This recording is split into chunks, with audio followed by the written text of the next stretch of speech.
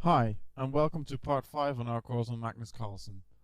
In the last two parts, we will take a closer look at the 2016 match against Karyakin. Part 5 is called Fortresses. In the previous part, we saw how Magnus can crack his opponents in these seemingly drawn positions, and this is his biggest power.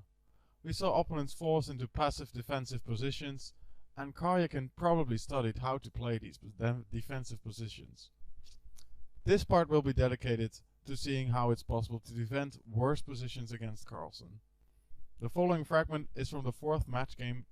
Magnus is playing black, and Sergey falls for a little trick. This trick here starts, it seems very inviting for white here to play bishop takes h6, and he plays it. He was probably counting on bishop takes e4 when rook takes e4 would give a very good position after the exchange sacrifice. So Magnus rightly went for queen c6, and this cautious move poses white some problems. Black's already taking over. Now Karyakin makes another mistake. Bishop takes c4, and giving away the bishop pair like this is quite ugly, especially because it's the pawn structure for black is not so bad. The double pawns are outweighed by the fact that b2 is also very weak. Maybe, and that's maybe, he might have been already toying with the idea of the fortress in mind. I mean, the pawns on b2, a3, and c3 are quite well equipped to defend against these double pawns. So after b takes e4, bishop e3, knight takes e4, knight g3, knight d6, rook a d1, rook a b8, bishop c1, f6, queen takes e6, bishop takes e6, knight g4. Everything seems to be going great for Magnus, who can freely play with his bishop pair here, and he will probably expand in space. But Karyakin does seem to hold. In a way, he's just setting up defenses here. Rook b5 is a good move, overprotecting e5 and thereby enabling f5, f3, f5, knight f2, bishop e7, now activating his passive bishop on f8 a little more, f4, bishop h4, which was a good decision actually. Black will trade some pieces and gain a little more advantage. F takes e5, bishop takes g3, e takes d6, rook takes e1, rook takes e1, c takes d6, undoubling the pawns, rook d1, and black allowed white to exchange a lot of pieces, but in the process he has undoubled his pawns, and it seems that Magnus always gets something out of these little trades, and that's one of the most wonderful gifts of the Mozart of chess. King f7, rook d4, rook e5, threatening some tiny mates, king f1, rook d5, and now c4 cannot be taken again because of the pin there. Rook takes d5, bishop takes d5, and now Magnus has exchanged the rooks, went for an endgame where he is a lot better because of the bishop pair, and he can perpetually play without any risk, and that's a situation Magnus always aims for. Now he probably just that Karyakin will crack, and it looks like an easy position to win gradually. Well, I do have to agree, but after the game, I don't know if he thinks the same.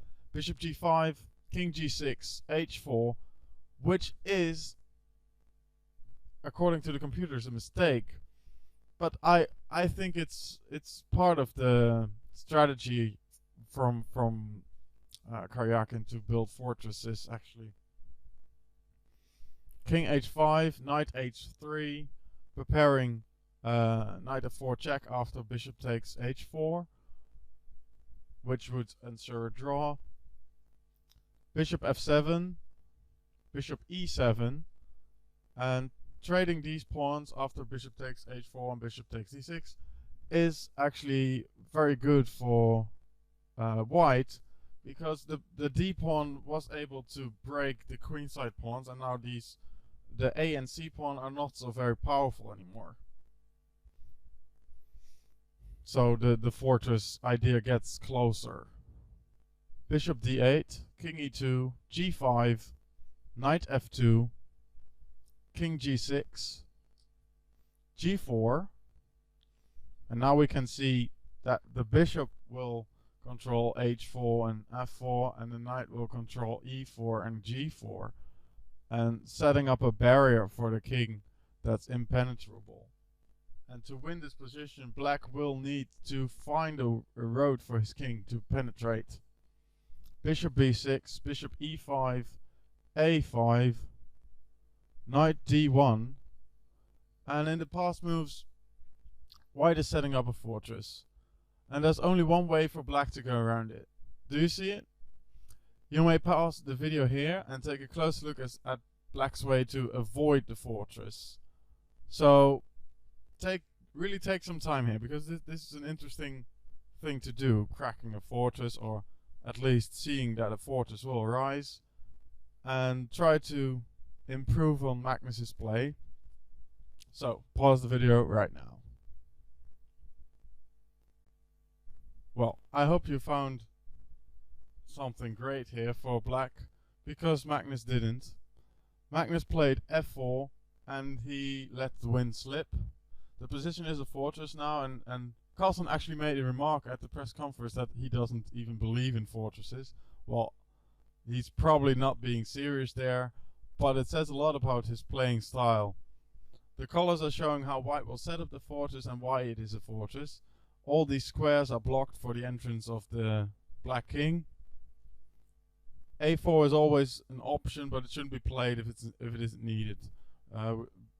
White can allow the black king even to go to a2 or a1, but it can never pass c2.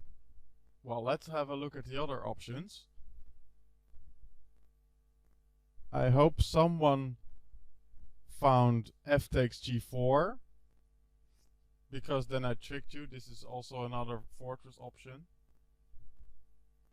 After knight e3, bishop e6 and bishop g3, we have another kind of fortress with some impenetrable barriers. Nicely set up, actually. It's wonderful, but the combined of these two fortresses, I mean, in the one example there's the knight on e3, in the other example there's the knight on f2. So the best way to crack this position is with bishop e6.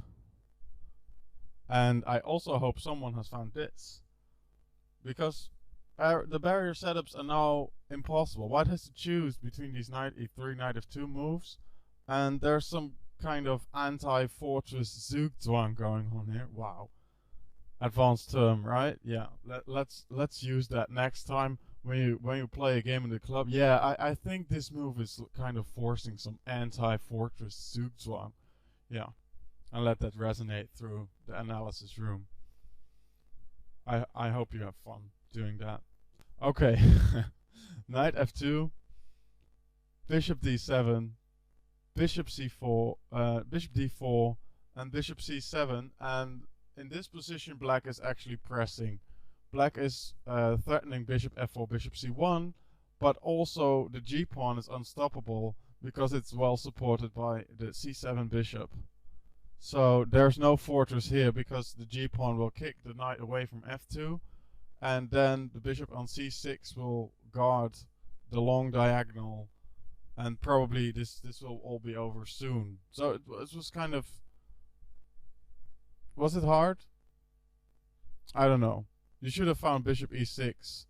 Magnus, in the game, after f4, he tried for 40 moves, and I was thinking about preserving time for my video by not showing the moves. However, I will show them very fast, not naming the moves, just to get the general picture of the game and the match, because these fortresses are an essential part of it.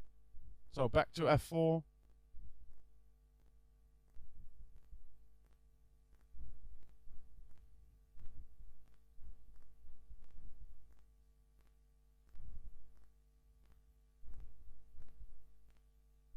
It's quiet, isn't it? Look, he's trying to get through, but doesn't work. I can always maintain the knight on f2. Nothing to do there.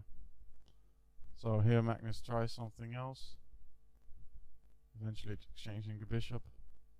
Doesn't work.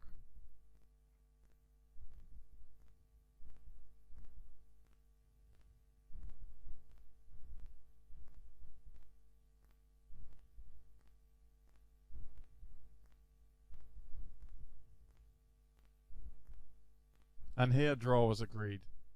It must be very frustrating playing against these fortresses, because you have this hard work, you finally get a good position against Karjakin, and you cannot crack him. And that, well, I think in the long run this is a good psychological strategy from Karjakin to employ, and he has probably learned a lot of bad positions just to learn how to play them.